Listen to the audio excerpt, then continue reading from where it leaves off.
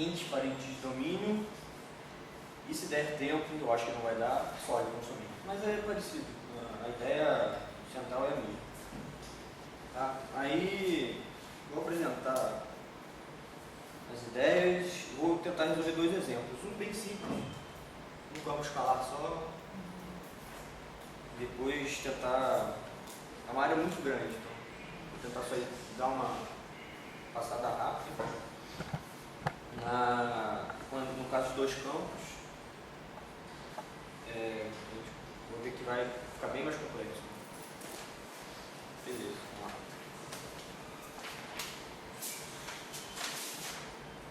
A gente vai trabalhar com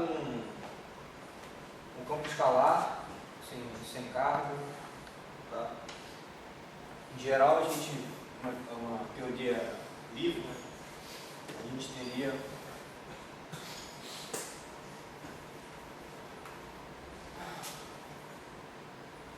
no caso de um campo sem massa, a gente teria essa equação de movimento galobertiano, isso seria nada mais que isso aqui. Abrindo em componentes, seria 1 sobre c quadrado, c quadrado, menos, vou botar aqui, galobertiano. Mas a gente só vai trabalhar em uma dimensão a princípio, tá? Mas só para deixar x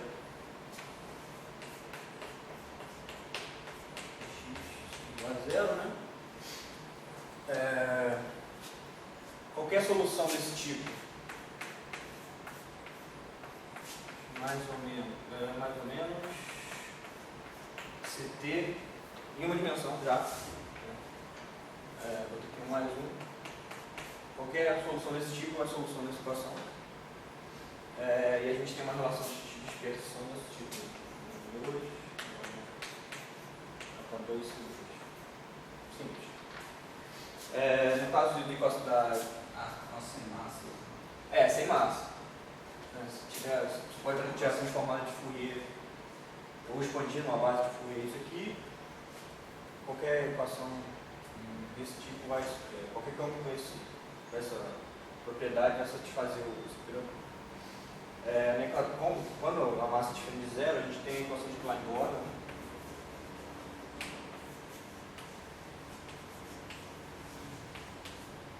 Que seria isso aqui.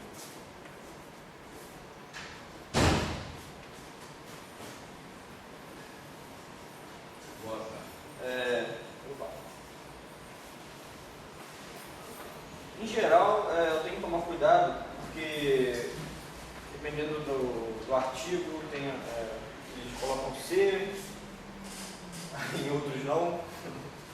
Então, para tomar cuidado aqui, eu não vou colocar o C, tá? C igual a 1, vai cortar igual a 1, mas está implícito aí, tá? Para não fazer confusão. Tem partes aqui que está 100, então eu vou tirar tudo, para não fazer confusão.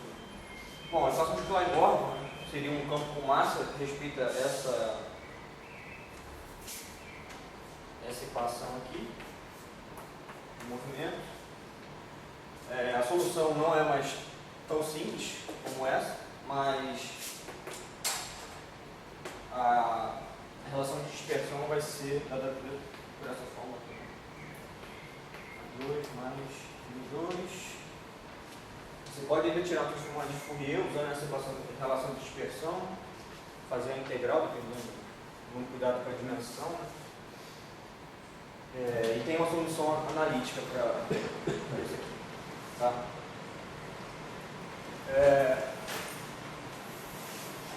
O problema começa a ficar mais complicado quando você tem uma equação desse tipo.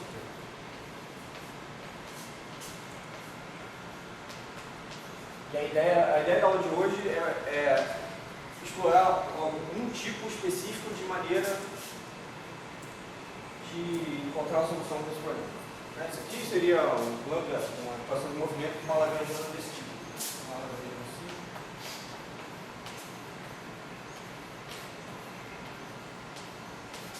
Mais lambda sobre 4. Lambda igual a 1. Se tiver equação de movimento disso, se chega nessa situação. Yuri, você poderia adiantar mais ou menos uma pilotar ideia do sistema físico que respeita a situação? Em duas dimensões, que é o caso que a gente vai tratar, sistemas magnéticos. Rede de spins, rede de magnetizações, de ilhas de magnetização, conseguem ser representados em alguns regimes de energia por isso. Tá? Em dimensões maiores também existe, mas até a graça de ser, que eu vou tratar aqui em 1 mais 1, é que você consegue resolver analiticamente. Em geral, em dimensões maiores você tem que resolver numericamente. Tá? Mas também existe. Sistema planar, costuma ter isso. Cosmologia também usa. Mas aí não é minha área, não vou falar aqui, mas cosmologia tem também. Nem aparece isso. Aparece. Que seria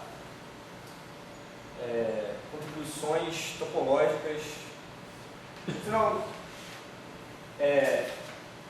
kinks e parentes de domínio, que é o que eu quero, o tema de hoje, são soluções topológicas não triviais.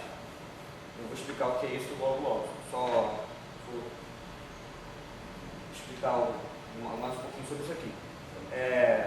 São contribuições devido ao vácuo, à topologia do vácuo. Eu vou mostrar aqui quando a gente olha a topologia do vácuo. Isso pode dar contribuição para as equações. Topologia do vácuo da cosmologia que você está falando? Não. Do vácuo do sistema. Tá. Você analisa o vácuo dessa lagrangiana, que representa o sistema. Você analisa esse vácuo. O mínimo de energia. Exatamente. No caso, a gente chama isso aqui de potencial, né? E a gente analisa o vácuo desse potencial. Mas você considera o vácuo dos sistemas magnéticos, por exemplo? Não seria um vácuo, mas seria um estado de mínima energia. Tá. Qual seria o estado de mínima energia de spins acoplados por aquele modelo de Ising, né? Você poderia ter uma cadeia de spins, o modelo de Ising diz como eles estão acoplados uns aos outros. Você consegue modelar esse sistema a partir de uma lagrangiana dessa, em certos limites de energia, e analisar o vácuo relacionado a essa lagrangiana. Entendeu? Essa topologia não trivial vai estar descrita pelo mínimo desse potencial, assim como na mecânica clássica a gente analisa o mínimo. Beleza? É um dos exemplos, existem vários. Né? Mas esse modelo de Ising D? 1 mais 1. Um espacial e um temporal.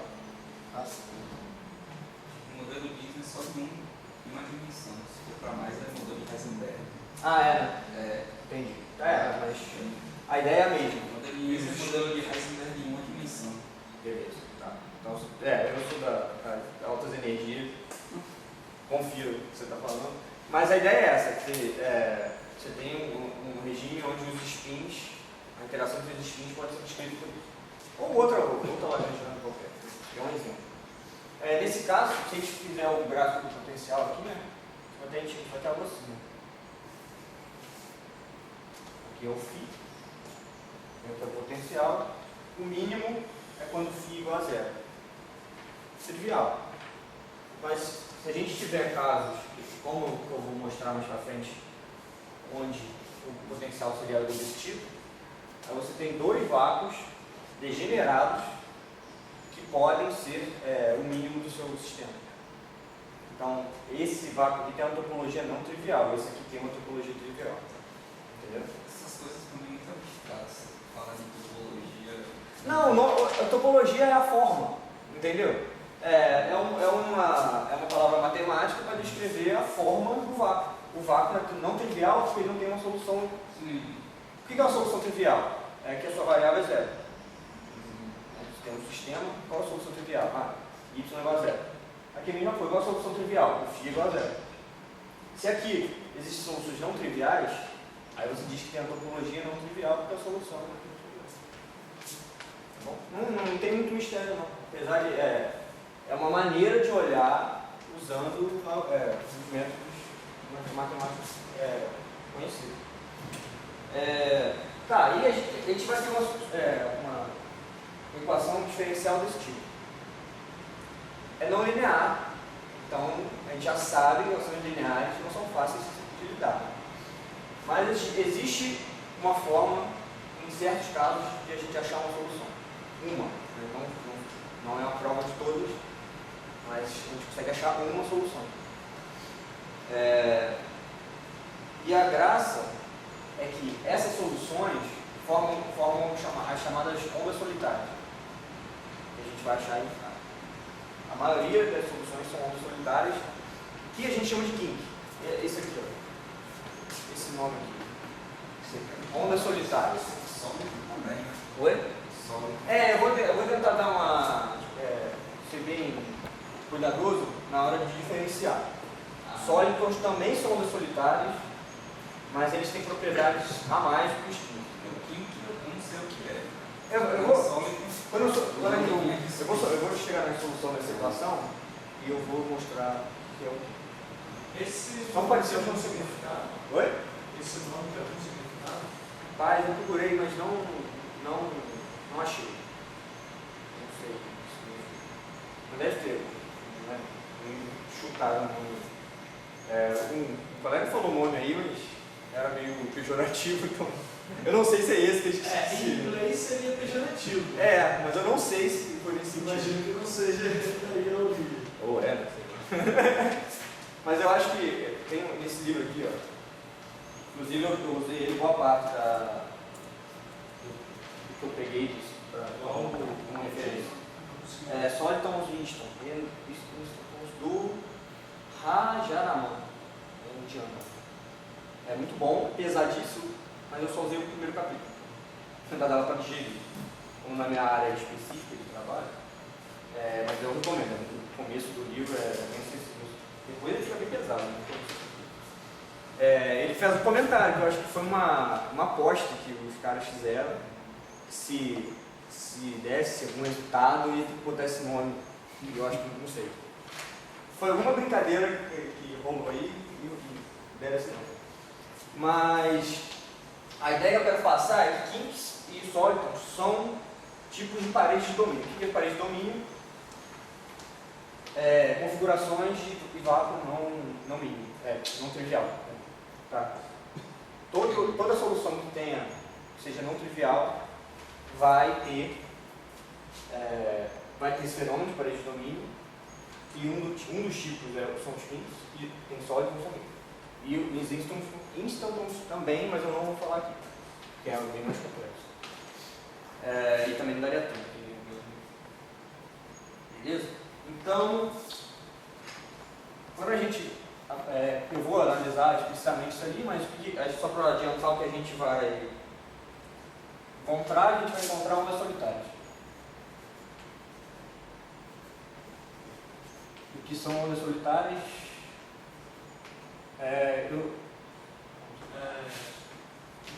Oi. Eu vi aqui, a gente pensou besteira, porque a grafia é diferente. Grafia é diferente? Kink, assim, tossir alto. Pode ser. Eu não vejo muita ligação, de qualquer forma. Mas, enfim. O que são ondas solitárias? Eu achei esse exemplo muito interessante. A tsunami é uma onda solitária. Tem uma perturbação e aquela onda solitária se propaga, obviamente, para todos os lados, mas é uma onda solitária. Não necessariamente duas ondas solitárias formam uma onda solitária. E é isso que diferencia o kink do sólido. Dois sólitons, eles interagem e continuam sendo sólidos. Os kinks não têm essa propriedade, eles interagem e se destroem. Não necessariamente se destroem e nada acontece. Sobra algo, mas esse algo não tem a propriedade anterior. Como se eles colidissem e virassem uma perturbação sem propriedades fáceis de descrever. Então a diferença do kink e o sóliton é esse. A primeira solução As primeiras soluções que eu vou mostrar são de Kinks. Se der tempo, eu mostro do sólido. Mas tem nesse livro também. Tem artigo, eu tenho uns arcais aqui que eu anotei, depois eu passo para vocês. São aplicações. Pô, muito maneiro. Assim, eu que não trabalho com isso explicitamente, eu achei muito interessante. Agora que fui inteirado dos artigos recentes. Vamos lá. A gente tem os Kinks e os sólidos.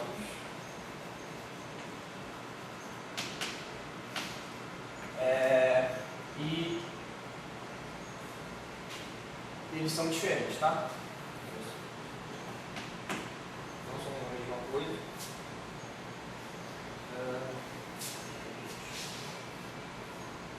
Porém, eles têm propriedades em comum.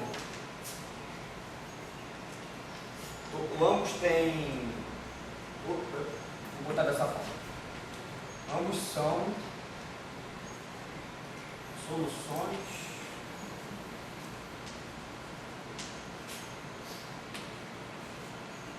localizadas, ou seja, né, ela está distribuída sobre todo o espaço, tem um certo intervalo onde você pode definir a existência dessa perturbação. Eu não vou nem botar, mas são soluções de equação não linear. E densidade, uma propriedade dela, densidade de energia localizada. Beleza? Pode traduzir assim, né? A densidade de energia depende do x do tempo. E é essa densidade de energia que se propaga. Então, essa densidade de energia que vai se comportar como que vai ter a propriedade, vamos dizer assim, da onda solitária. Então, ela vai ter essa propriedade aqui. Se propaga com a velocidade 1, não necessariamente a velocidade da luz no meio ou do som no meio, essa depende do acoplamento não linear ali. Em geral, como é que a gente faz para solucionar? Como a gente tem naquela equação da Lambertiana uma simetria de Lorentz aqui, né, intrínseca, o que a gente faz para resolver? A gente vai para o referencial de repouso, resolve uma equação estática, depois faz um boost e acha a equação da onda solitária no referencial onde ela está se movendo. Beleza? Então a gente usa simetria de Lorentz. Bom, eu vou usar a simetria de Lorentz, mas poderia também ser a simetria galileana, se fosse um sistema não relatívico. Também não teria problema. Se o operador ali tivesse essa propriedade.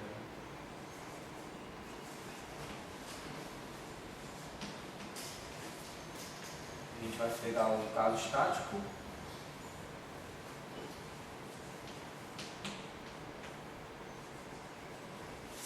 Depois, uma transformação de Lorentz, a gente acha o caso dinâmico. Né?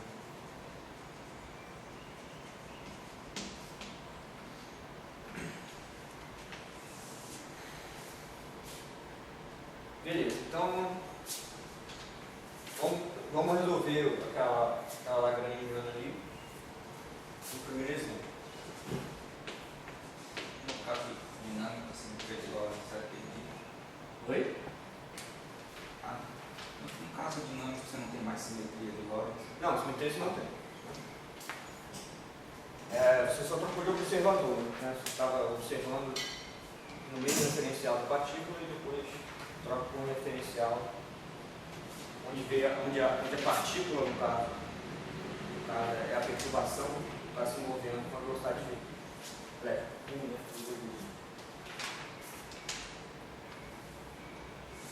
E isso vai ajudar muito, porque a gente transforma um EDP numa EDO, em 1 mais 1, pelo menos. Uma EDO já se A gente tem essa Lagrangiana. Eu vou reescrever essa Lagrangiana ali em termos da componente espacial e temporal. Quadrado. Nesse caso eu usei aqui potencial, mas eu vou deixar um potencial genérico. Tá? Pode ser qualquer um. Bom, se a gente procurar a equação de movimento disso aqui, a gente vai chegar exatamente naquilo ali. A equação seria só por questão de notação, né? Isso aqui é dx de φ, dt de φ e o φ' igual ao dx.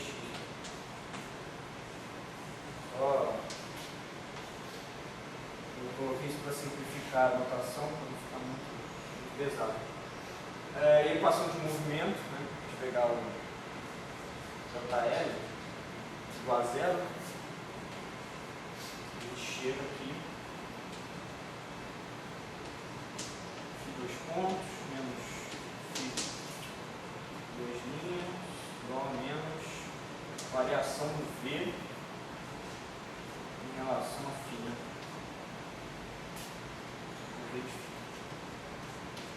Se a gente usar o V no quarto de φ quadrado, φ a quarta, se a gente fizer isso, a gente chega no φ ao cubo.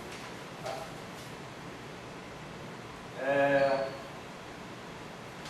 E a gente pode usar para V também, vou botar aqui como observação.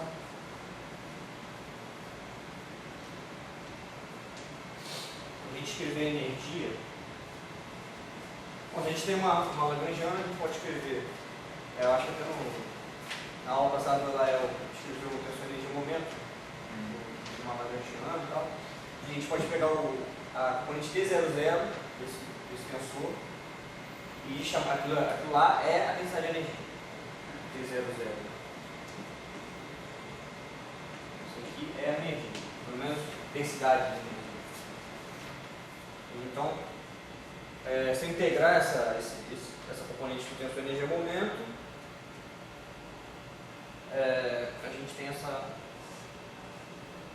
Estou integrando só no espaço, tá? Não estou integrando no tempo. Isso aqui, meio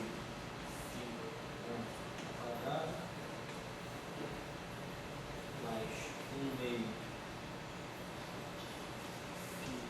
quadrado, mais d de φ. E uma boa condição para qualquer teoria. Isso a gente está usando a função de energia momento canônico, né? Se a gente tirar uma transformada de Legendre aqui também dá. Assim como na mecânica clássica opuscular. É a mesma coisa. E em geral a gente tenta deixar a energia positiva por questão de unitariedade e tal, parte quântica. Então, em geral, a gente vai trabalhar com um potencial aqui positivo. Não necessariamente. Tá? Mas vai facilitar. Pode ver que os dois potenciais que eu dei como exemplo, eu já fiz assim. Eles nunca são tão abaixo. Mas é questão, né? Pode sempre subir, adicionar uma constante ali para. Mas eu acho que o fato de você colocar o φ4 negativo, você não vai ter você não vai ter um vácuo bem definido. O problema é esse. Você pode adicionar uma constante subir, mas você não vai ter um mínimo definido. Aqui? Se você colocar menos φ4 aí. Menos? Não, com certeza. Então seria assim, né? Se fosse menos φ4, ele seria assim. Se disser que isso não ser positivo ou negativo, aí não daria para ser. Não, mas aí poderia ser assim. Aí é só dizendo o mínimo ser negativo. O valor dele sempre ser positivo. Então é fácil de redefinir isso de forma que isso seja positivo. Quando você falou de ser negativo, você também é, mas aí você não tem o mínimo. Né? É um sistema aberto, você não tem coisa no equilíbrio. Assim como o potencial de uma partícula também vai ser um sistema fechado, tem que ser com cavidade para cima. Beleza.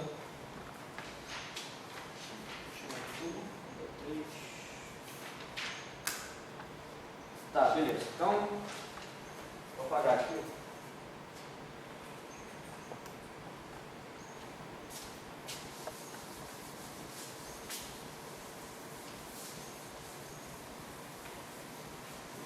Eu acho que essa é a parte, não vou dizer formal, mas é um pouquinho mais abstrata.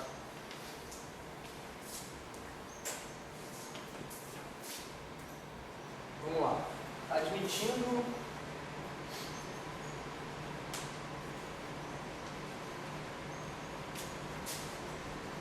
que o V de φ tem um número n de mínimos, tá? Então você vai ter que o potencial em si, ou seja, um dos mínimos do potencial, o I vai de 0 a n, é dado por um V em si. O I vai de 0 até o n. Então, esses mínimos de potencial representam os vácuos que a teoria tem. No nosso caso aqui, teria dois mínimos, teria dois vezes, um m igual a 2. Poderia ter, de um modo mais genérico,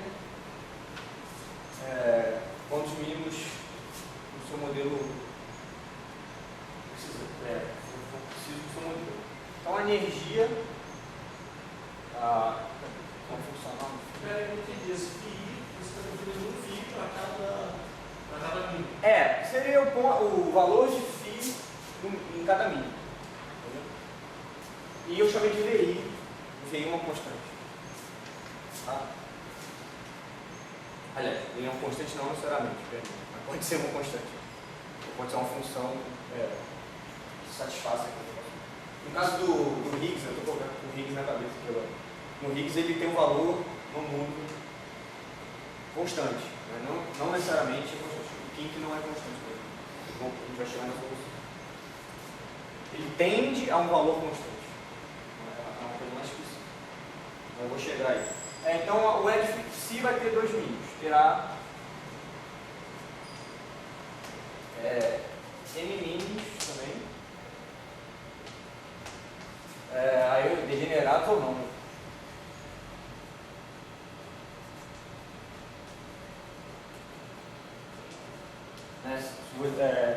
Se o seu potencial tiver o mesmo valor para todos os mínimos, então todas as energias vão ter o mesmo valor.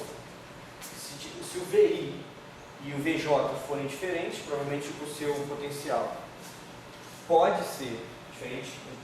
Por exemplo, poderia ter V de φ assim, onde isso aqui é um mínimo, mas não é um mínimo. Tem um mínimo verdadeiro. Então, esse mínimo é o mínimo verdadeiro. Então, o estado de mínima energia vai ser aqui. Aqui não está. Tá? Então, pode ser que esses V's sejam diferentes.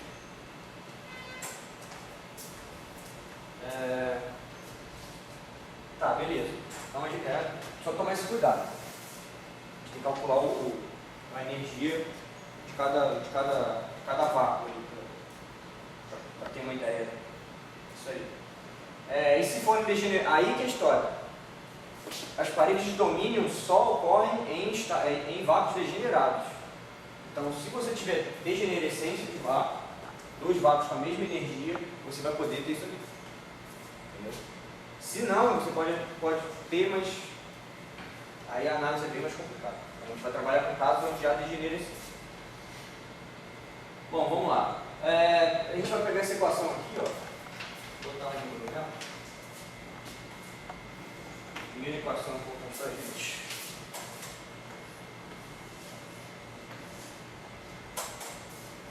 e a gente vai admitir soluções estáticas, ou seja, φ ponto igual a zero, beleza? Se a gente tem isso, então olhando lá a gente vai ter aqui o φ duas linhas, x, né, só x, que está escolhendo soluções estáticas, vai ser igual a variação do v em relação ao φ.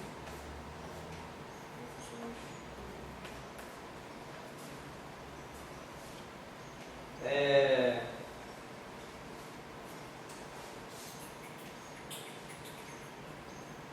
gente vai ter uma energia dessa forma, v de φ ao quadrado mais v de φ. Agora, tudo bem, a equação de movimento vai ser essa aqui. Então, vou aqui. A princípio a gente não sabe o V, mas de qualquer forma a gente já sabe, a gente está interessado em equações diferenciais não lineares, então aqui vai ter potências do campo. Como resolver isso? Como resolver essa EDO? E tem um truque muito interessante. Vou botar aqui. Se a gente pegar essa equação, multiplicar por filinha dos dois lados e integrar, a gente vai fazer isso aqui, ó. Integral dx filinha, φ duas linhas, é igual a integral de dx φ de x, delta φ. Beleza? Só multipliquei o filinho dos dois lados da igualdade, integrei com x. Mas isso aqui a gente pode reescrever como 1/2 de filinha ao quadrado derivado. Deu para ver? Tá. E do lado de cá, a gente pode escrever isso aqui como a derivada de v, usando uma regra da cadeia. Né? Vou apagar aqui para mostrar para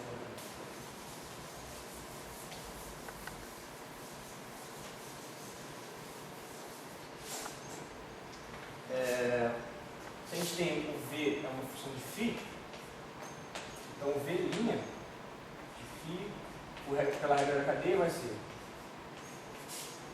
isso não é regra da cadeia de derivada funcional e derivada ordinária. Vai ser dφ dx. É exatamente o que a gente tem ali. Vai ser o v psi dx. Admitindo que o φ só depende de x, senão teria a parte temporal também. Então, a gente pode escrever aquela equação ali da seguinte forma: integral de dx, 1/2 de filinha ao quadrado, linha, igual integral de dx de v linha. Beleza? A integral da derivada tirando os termos de superfície, mais ou menos infinito, que a gente tem que manter, a gente tem que ter controle de z que é zero, mas como os campos tem comportamento, na verdade a gente só precisa do comportamento da derivada de φ e do v, do infinito. Mas usando que filinha, mais ou menos infinito, tem que ser zero, é a condição que a gente está usando. E a solução que a gente vai encontrar tem essa propriedade. Não chutamos uma condição ruim. Beleza? A gente chega a uma equação muito mais simples. Que seria 1/2 de filinha ao quadrado igual ao v de φ. Uma equação parecida com uma equação teorema vial, uma coisa do tipo. Seria que a energia cinética, numérica, 2 vezes a energia total. Não, a energia total 2 vezes a energia. E agora estou confundindo, mas é uma coisa assim. Beleza? Mas também é uma analogia. Não é exatamente isso, não. Viram a passagem? Foi tranquilo? Sim, passou por uma esquerda, ficou tudo igual a zero. Oi? Cheguei, passou por lado esquerdo, integral e. Não, porque a integral é derivada, né? Você mata o integrando nos extremos. E aqui é a mesma coisa. Beleza? Aí a solução dessa equação vai ser isso aqui. Equação estática, é um LDP de primeira ordem estática. Eu vou escrever explicitamente. Mais ou menos raiz de 2 vezes φ. É isso. E se a gente quiser resolver, a gente, o famoso peteleco ali, dφ sobre 2, raiz de 2 vezes de φ, igual mais ou menos dx, e é isso. A gente integra os dois lados. Sabendo o φ, né, a gente consegue integrar analiticamente ou numericamente. O exemplo que eu vou usar aqui, a gente integra analiticamente. Mas nem sempre a gente tem essa sorte. Um exemplo, vou botar aqui. Exemplo concreto, né? Eu vou escolher um V. E ali ainda estava um potencial genérico. Vou botar o V de φ vai ser igual a 1/4 de lambda de 2 menos M2 sobre lambda ao quadrado. Vou desenhar, fazer o gráfico disso. Primeiro eu vou expandir isso aqui. Vai ficar 1 meio de lambda φ a quarta menos 1 meio de lambda vezes 2 M2 sobre lambda φ ao quadrado. Vou cortar aqui, cortar aqui. E mais 1/4 sobre lambda. Beleza? Deixa eu reescrever isso. 4 sobre lambda 2 menos M2 F2 mais 1 sobre 2 4. Beleza? Aqui. Esse lambda aí é o quê? O lambda é uma constante. Uma constante, né? O lambda e o m são constantes. Tá. O m vai ser exatamente a massa da partícula e o lambda é a constante de acoplamento da parte não linear. Tá? Vou apagar essa parte aqui, fica mais bonito. Tá comigo bagunçado. Então, nosso potencial é isso aqui. Beleza? Eu escrevi dessa forma porque vai ficar mais simples na hora de fazer a integração. Mas, só para a gente ver, visualizar melhor, seria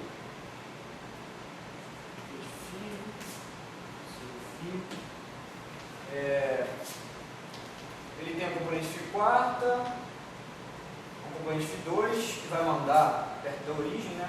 E uma constante. Então ele começa, quando φ igual a zero, ele é uma constante.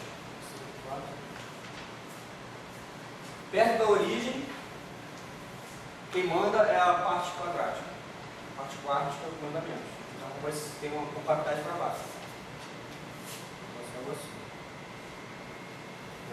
E quando o φ é grande, quem manda é a parte quádrica, um comportamento assim.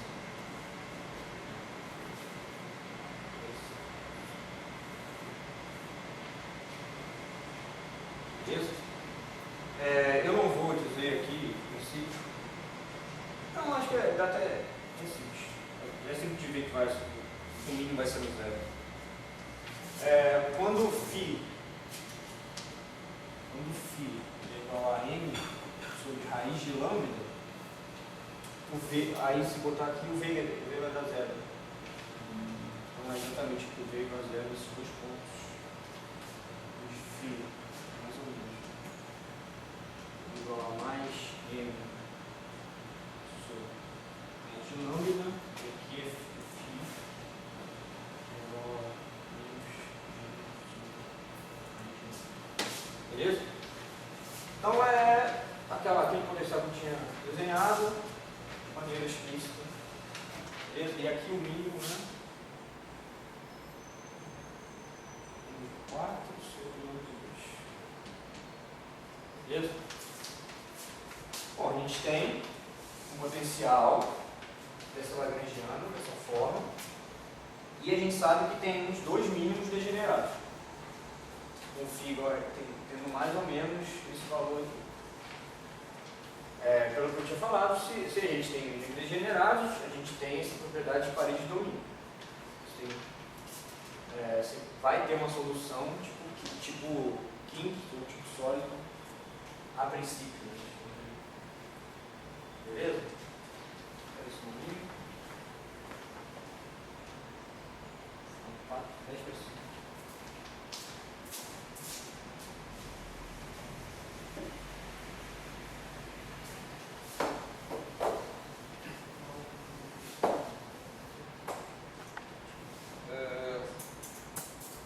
Deixa eu fazer uma parte explícita, eu não vou fazer o cálculo todo, tá? Até porque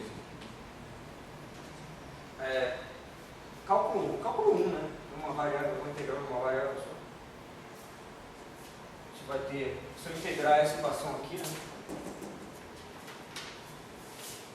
Vai ter a integral de φ x0 até o φ de x. Poderia fazer uma integral indefinida e adicionar uma constante. Eu não sei se iria ajudar, mas a princípio pode fazer. Integral de dx, de φ, aí a raiz duas vezes potencial. Eu vou botar aquele raiz de 2, eu vou botar aqui, só para simplificar a história. Ah não.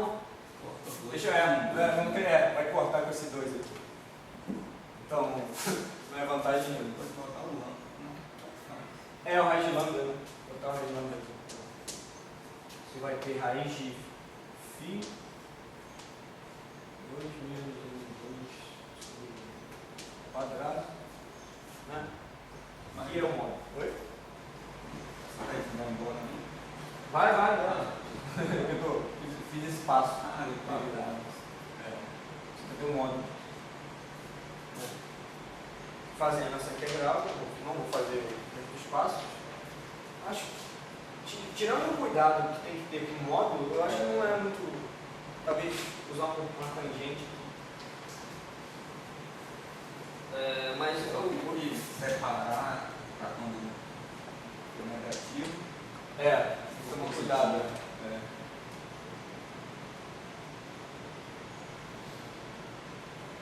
Mas eu acho que sai naturalmente, você tem esse cuidado mais explícito se você fizer uma mudança de variável. Porque aí você vai fazer uma mudança de variável trigonométrica, aí é muito mais fácil de visualizar. Não é difícil, não. É só assim, poupar tempo para chegar na solução. Bom, a solução que a gente tem dessa equação integral aqui, mais ou menos m sobre raiz de lambda tangente hipérbólica de m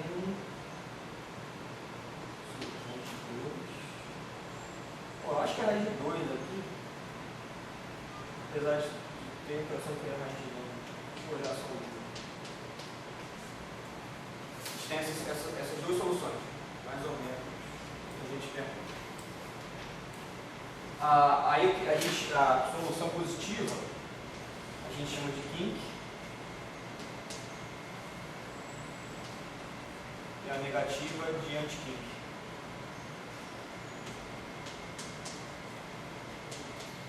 Beleza? Então, a questão de nomenclatura. Deixa eu só olhar se o batimento da tangente hiperbólica para você.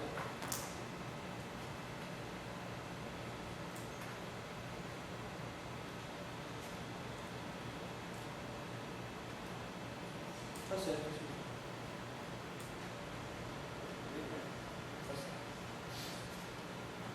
Beleza? Vamos olhar agora a cara dessa solução.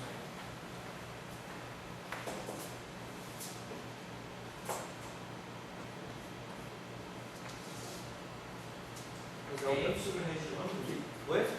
Aqui é N sobre raiz de lambda. Dentro da tangente. Não, é sobre raiz de 2. Eu fiquei nessa dúvida, eu olhei a raiz de 2.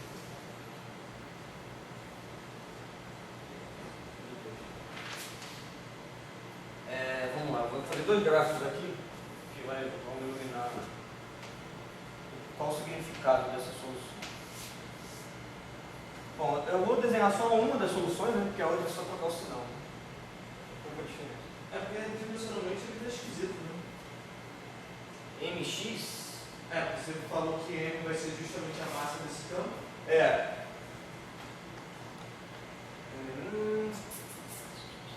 Tem que analisar a dimensional. Vai simulando ali. É porque o X tem dimensão de massa menos 1, né? Massa com massa menos 1. Certo? O φ em 2 dimensões, o φ não tem dimensão de nada, então provavelmente tem que ver qual a dimensão do. Tá certo.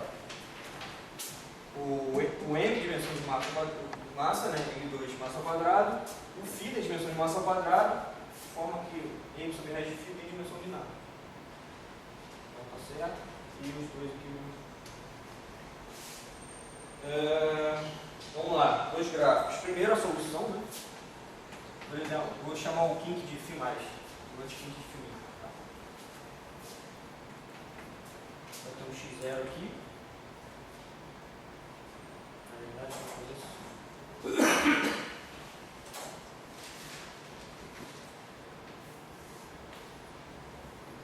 x0. Ele vai sintoticamente para um valor, um lado e para o outro também. Esse aqui é bem conhecido no mundo, para quem faz estudo magnetismo. Essa curva que tem gente vendo. Bom, o que é? Se não me engano, o magnetismo tem uma solução dessa. Isso aparece bastante em estatística também. Também. Inclusive, eu acho que é um modelo linear. Você tem uma magnetização dentro do campo, aí você consegue achar uma equação pública também. Eles estão relacionados. A história é a seguinte: o que essa solução está querendo dizer?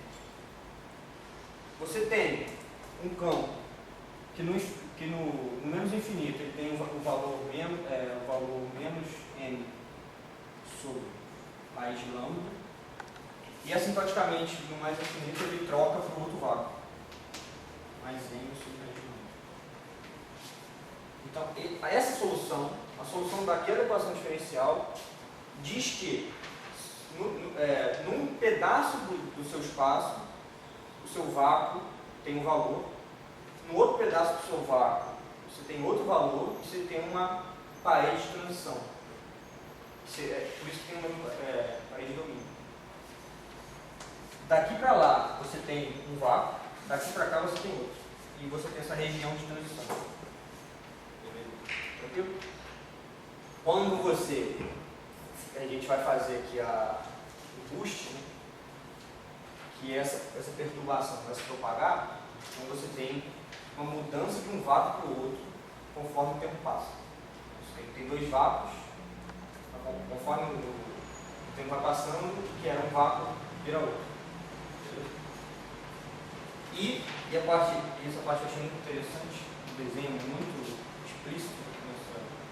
Tem um x0, a energia, se você calcular, pegar essa solução, jogar participação da energia lá, e ver explicitamente, na verdade, isso aqui é densidade, né? Você pegar um integrando você calcular essa parte aqui, e plotar em função do x ali, você tem exatamente isso aqui, ó. É zero nos extremos, perto do x0 tem uma quantidade aqui de energia, densidade de energia. Então,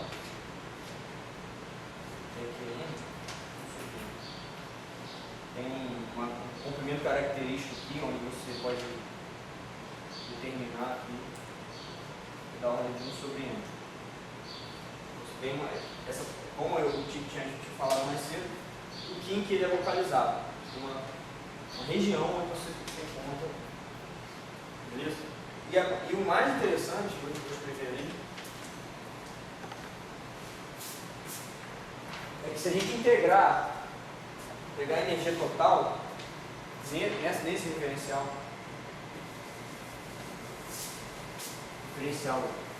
você está junto com a perturbação,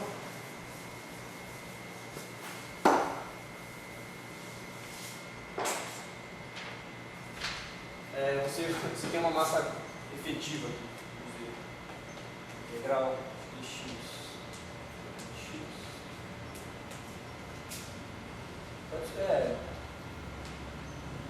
Dois comandos no matemático você tem educação. Ou seja, o kink tem uma massa finita. Você sabendo a massa do campo escalar e o acoplamento não linear que tem nesse teu sistema, você consegue calcular a massa dessa perturbação que vai se propagar no seu sistema. Nesse referencial não se propaga no seu sistema. Beleza?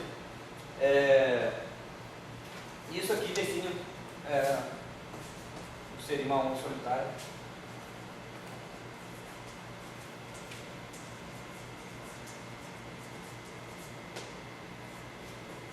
Com massa finita. Aliás, mais do que isso, uma onda solitária tem que ter a massa finita. Se não tiver, não é uma solitária, é outra coisa. Ali é 2, raiz de 2 sobre 2. 3. Fica no porteiro. Não dá. Se a gente pegar duas soluções daquelas e tentar estudar a colisão entre elas, por exemplo, tem uma solução para cá e outra solução para cá. Será que elas vão interagir, depois vão passar, como se não tivesse acontecido nada? A resposta é não. Quem faz isso são os sólidos. Quem tem essa propriedade de interagir e continuar sendo o que era antes são sólidos. Então essa é a diferença. O kink, no caso do... Se você pegar duas soluções, um kink e um anti-kink, se propagando no espaço de forma que vão se colidir em algum momento. Entendeu? Você vai ter duas densidades de energia, 1 e 2, e após a colisão não serão as mesmas. Tá. E, em geral, nem finito, se você integrar o resultado disso, nem é finito mais. Entendeu? Porque eles perdem suas propriedades como kink após a colisão. No caso do sólido, O sólido ele conserva. Se tem isso antes, você pode ter uma troca de energia. Mas elas são finitas. Então, nesse caso, não acontece isso. Isso é para esse potencial especial? Sim. Qualquer potencial que tenha uma quebra de simetria, quando é generescência, isso não é. Obviamente, tem toda, tem que ser positivo, no caso da positivo, tem um vácuo de verdade, um vácuo verdadeiro, seja o mínimo. Mas, sendo uma teoria, todas essas partes que vêm da mecânica, dos potenciais clássicos, respeitadas, você vai ter esse efeito. Né? E isso é um efeito topológico, ainda a topologia do vácuo. Não é difícil. Usamos o quê? Um pouquinho de cálculo variacional e cálculo 1. Ensinar isso lá no cálculo 1. Né, como exemplo. Bom, se bem que eu conheço Provó de Faria. Tem cara. E tem de Faria mesmo. Eu só não Provó que. Só para mostrar para vocês que realmente troca de referencial mantém essa característica. Você poderia fazer a troca de referencial, você não faz sentido perder a forma. Mas o campo escalar, por ser um campo escalar, o que muda é só o argumento. De forma que se a gente pode escrever aquela solução, eu vou fazer um boost com um referencial com velocidade de 1, tá? Vou fazer um boost nas coordenadas, de forma que o φ', x', t', na verdade eu vou botar sem linha já, tá? Para não ficar pesando a notação, mas vai ser isso. A característica, o vácuo, o valor do vácuo não vai mudar, é um escalar. Está lá no meio sobre o boost. O que vai mudar é como ele se propaga. Agente hiperbólica. Isso vai ter essa.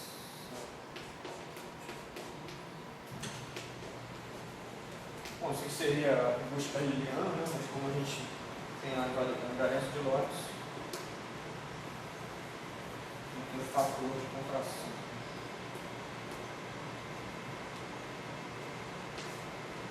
Beleza?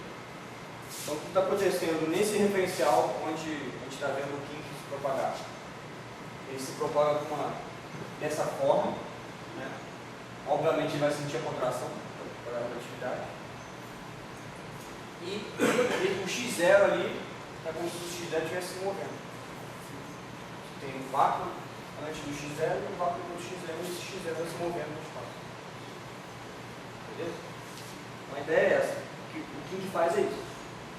Uma configuração onde o vácuo está trocando entre os estados degenerados devido a uma perturbação. Beleza? E se você fizer essa mesma conta aqui, eu achei muito legal.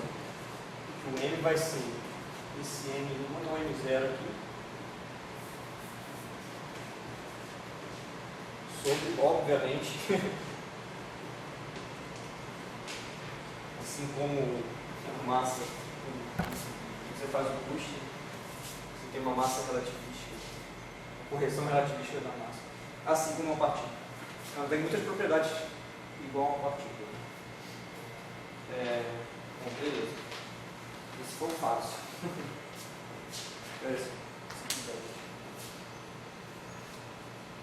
Eu vou fazer o potencial com dois escalares depois do intervalo, que não daria tempo de fazer agora. Vou falar sobre a carga. Tem uma quantidade conservada aqui de duas dimensões que é interessante.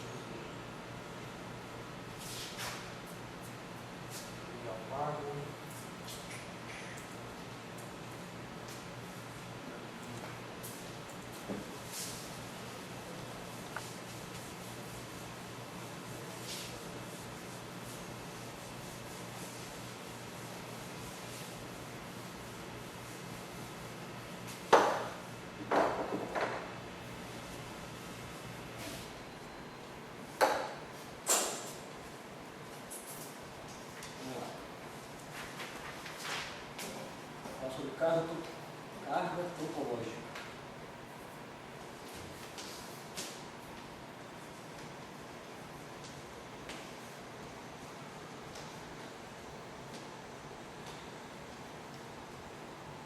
Em vários contextos existe esse conceito de carga topológica e nem sempre estão ligados à mesma coisa. Instâncias, você vai ter um tipo de carga topológica. Sólido, você vai ter um tipo de carga topológica. Nos kinks você tem um tipo de carga topológica. Não necessariamente eles são a mesma coisa, tá? Então, tem que tomar cuidado aí. Bom, em 2 dimensões, posso definir um epsilon derivativo, que é dessa forma, o epsilon 0, 1 é 1, é mais 1. Aí o epsilon 0, 0 igual a epsilon 1, 1 igual a 0. E o epsilon 1, 0 igual a menos 1. Epsilon por 1 em 2 dimensões. Posso definir a seguinte carga, a seguinte corrente. Dessa forma. Epsilon de μ, dμ de φ. Beleza? É trivial mostrar isso aqui, né? Que dμ de km igual a 0. dμ é simétrico, o epsilon mínimo é simétrico, isso automaticamente é nulo, né? É tranquilo ver isso aqui em 2 dimensões? Um tensor simétrico, como para ele não é simétrico, você não sabe.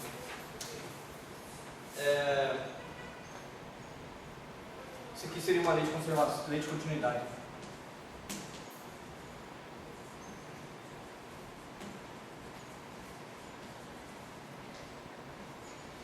Lei de continuidade em 1 mais 1.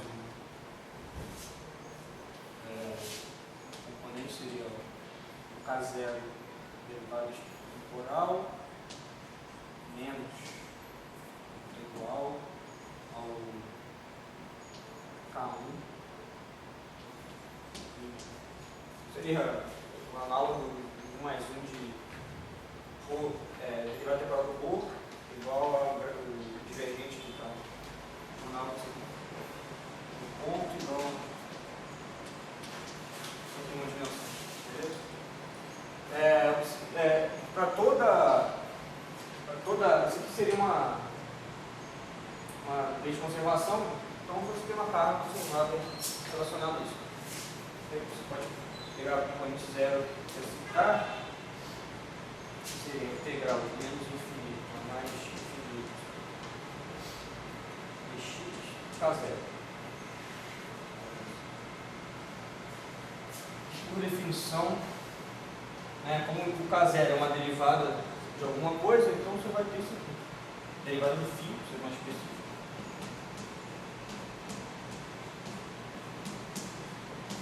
Beleza? Então, o kink tem uma carga associada a ele, que é topológica, porque o kink tem uma solução não trivial topológica, que é dado por isso. Se a gente olhar aqui, qual que é o valor do kink em mais infinito? Nosso exemplo, a carga desse kink aí seria mais m sobre n de lambda menos menos m sobre n de lambda.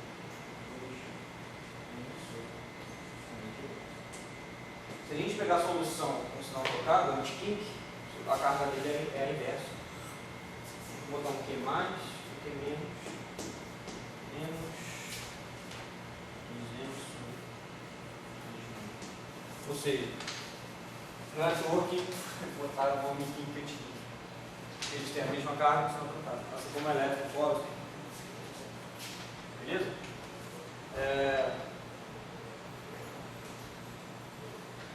Uma definição importante. Vindo dessa ideia de carga. Kinks com cargas diferentes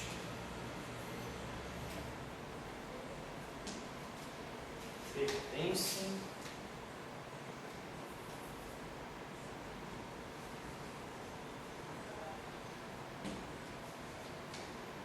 a setores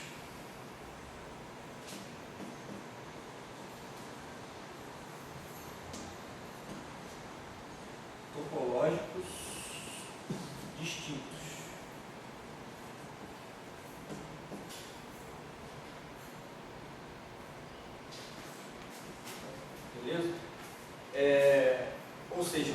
kink pertencem a setores topológicos distintos. Tem que tomar cuidado com esse argumento, né? Que às vezes pode ser a cobra mordendo o rabo. Você pode olhar também dessa forma. Setores topológicos distintos são setores topológicos onde existem kinks de caras distintos. Tá? Então, o kink e o kink pertencem a setores topológicos distintos também. Tá? E se o kink tiver carga nula, ele não é topológico. Tá? Ele é um kink, tudo bem, ele ele faz parte do fenômeno de parede de domínio, porém ele é um kink não topológico. Tá? Ele não vai mudar a topologia do sistema. Por que se diz que tem um kink não topológico? A motivação é porque ele não vai mudar o vácuo do sistema. Se ele tem carga zero, então o valor dele no início e no final é o mesmo. Então ele vai ter uma transição nessa região, mas ele sai do vácuo, faz alguma coisa e volta para ele mesmo. Entendeu? Então você não vai ter uma contribuição topológica do sistema, uma mudança topológica. Você chama ele de vácuo de kink não topológico. Beleza? Deixa eu ver que horas são. Eu acho que eu vou falar primeiro de Soliton. O exemplo do Soliton é curtinho. E eu com 2 escalares dá um trabalhinho. Eu vou falar rapidamente de Soliton. Tá, vai ser uma coisa bem rápida, só um exemplo. Tá? Um exemplo simples. Eu espero falar em 15 minutos. Aí se primeiro a gente para. E uns 15 minutinhos depois a gente volta. Eu vou fazer esse exemplo.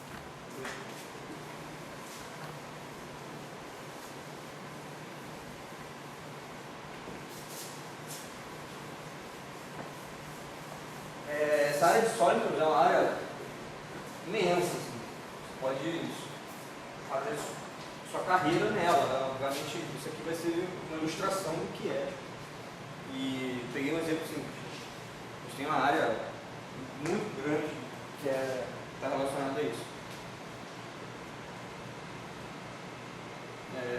A ideia é mesmo só ilustrar o que seria. Então vamos botar aqui um exemplo 2.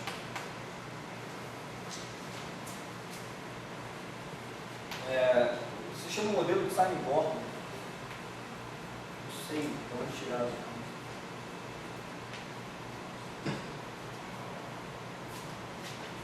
A gente tem uma lagrangiana desse tipo aqui. Ó. É a mesma coisa, o meio, a parte cinética só se repete, né? E a gente tem um potencial desse tipo aqui. 4 sobre lambda.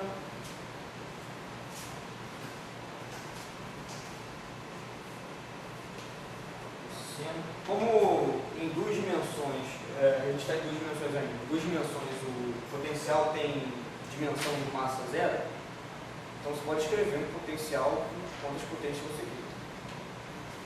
Não vai trazer algum problema no sentido de unitariedade, de normalizabilidade.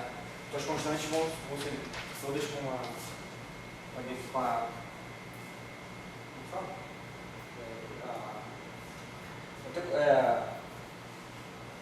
falar um negócio. Dimensão de massa correta. Beleza? Então a gente pode escrever um cosseno, uma exponencial, qualquer coisa em 2 dimensões que você não vai trazer uma constante espúria para o problema. A gente pode escrever isso aqui, um potencial desse tipo. E esse potencial descreve o sistema físico, não é à toa, descreve, se não me engano, o sistema magnético também. Seria uma teoria efetiva do sistema magnético. Se a gente expandir isso aqui, né? O cosseno, né? A gente expande o cosseno. Cosseno θ é 1 menos θ2 sobre 2, né? Mais θ 4 sobre 4 fatorial. É isso? Então, se a gente expandir isso aqui, a gente cai naquele. Isso teria um termo constante, mas consideramos um lado. Isso teria um termo quadrático, negativo, exatamente como aqui. Um termo quarto positivo. Então, em primeira aproximação, esse potencial é a mesma coisa que aqui. Mas como a gente está procurando soluções não perturbativas, a gente vai usar o cosseno diretamente.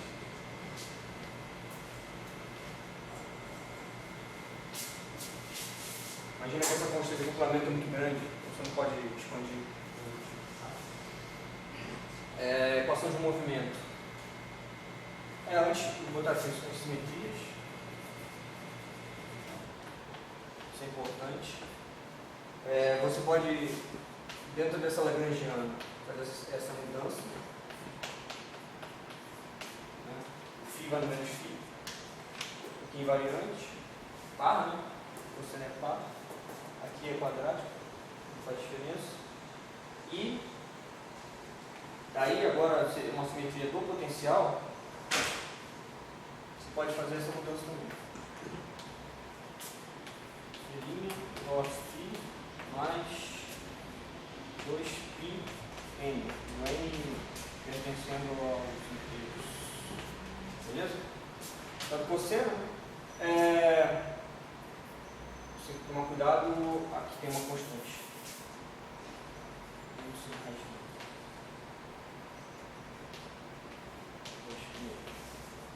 Beleza? Então, esse sistema tem essas duas simetrias. Principalmente essa segunda aqui, ó. A primeira vai dizer que se você tiver uma solução, o sistema vai ser degenerado se você pegar sobre menos ela. Ou seja, vai ter uma característica tipo Kinkensky, se você achar uma solução dessa. Ou um sólido ou um sólido, que é o que a gente vai achar. A segunda, se você tiver um vácuo tal, como aquele que a gente achou, você vai ter infinitos vácuos com a mesma energia. Né? Qualquer shift que você fizer no seu vácuo ainda vai ser um vácuo. Porque essa simetria, o vácuo também vai respeitar essa simetria. Beleza? E vai respeitar mesmo, porque a simetria da onde você for olhar o vácuo, que é o potencial. Se o potencial tem essa simetria, o seu vácuo vai ter simetria. Então você vai ter infinitos possíveis vácuos no seu teor.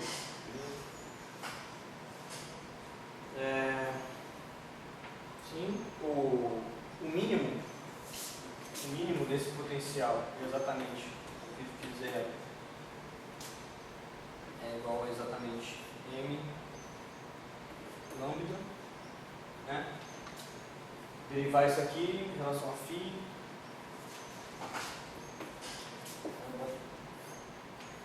Vamos ter essa simetria. Se não me engano, acho que tem 2π aqui. O cosseno de 0 é 1. O cosseno de π menos 1. Mas tem menos 1 aqui, então dá 0. Não dá. Dá nem. O cosseno é assim, né? Ele é 0 e π. Então, não, agora você desce tudo em 1. menos 1. Você vai descer tudo em 1. O mínimo vai ser menos 2. Eu estou viajando aqui porque, como você tem essa simetria, o n é qualquer. Então, eu posso matar o que aparecer aqui, que eu acho que vai ser o π, chamar um n' igual a 1 mais n. Como o n é qualquer inteiro, n mais 1. Não faz diferença. Então, de que forma posso matar esse vácuo inicial, vácuo zero, sei lá. Você só está redefinindo o que você está chamando de N0 ou N1.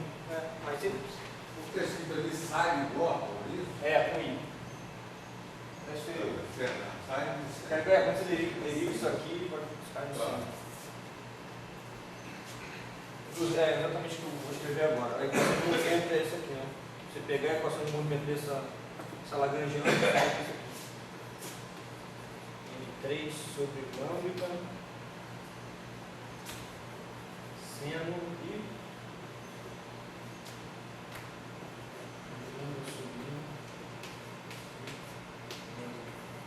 dessa equação de movimento aqui que sai bom.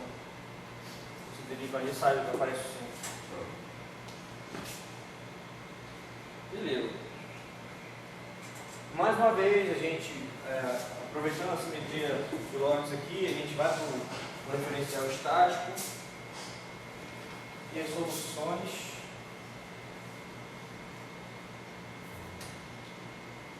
São as seguintes. Né? Não vou. A ideia é o quê? Pegar aquela solução geral, produzir esse potencial lá e fazer a integral. Integral trigonométrica também, tá? A gente vai chegar nessa solução. Φ igual a mais. O azul dá para enxergar? Que para mim pode estar fácil, mas a distância não. 4n sobre lambda, raiz de lambda, arco, tangente. Solução feia, mas analítica.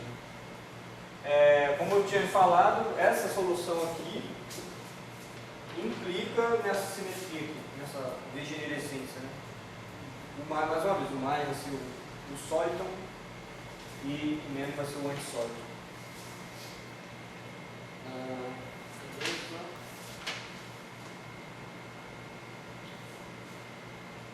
E desenhar o gráfico.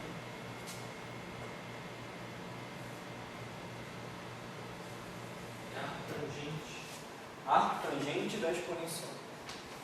Feio, né? Mas assim, a solução analítica direitinho. É feia, mas depois aqui, céu aqui. Isso é o que a gente chama de sólido. Eu vou desenhar o gráfico. Mas isso é um sólido, por exemplo. Aparece uma função de coisa, né? Se você fizer o gráfico do FIO, aqui é 2π, seno sobre região, você vai ter isso aqui.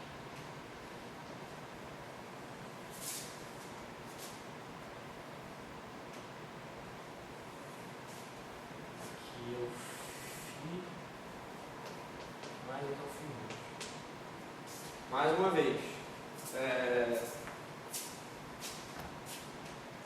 o que é um sólido?